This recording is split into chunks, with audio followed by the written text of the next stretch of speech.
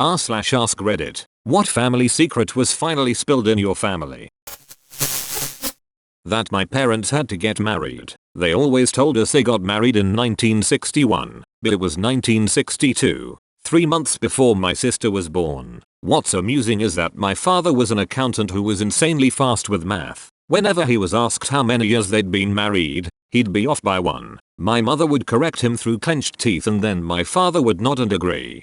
I was always told by an older relative of mine that the first child in a marriage for some reason always took less than 9 months. I always found it amusing to think about that.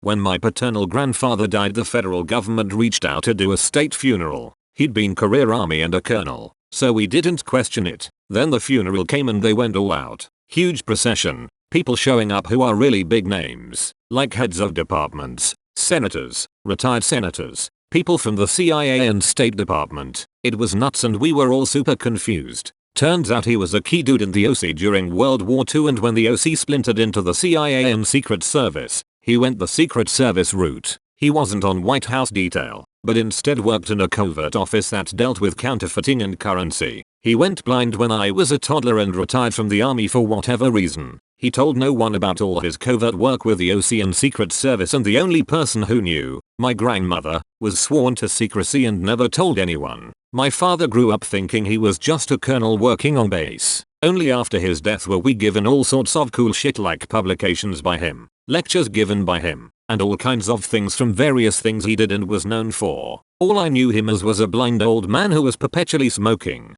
drinking and being a crotchety bastard. Turns out he was a bad motherfucker and all, but none of us knew.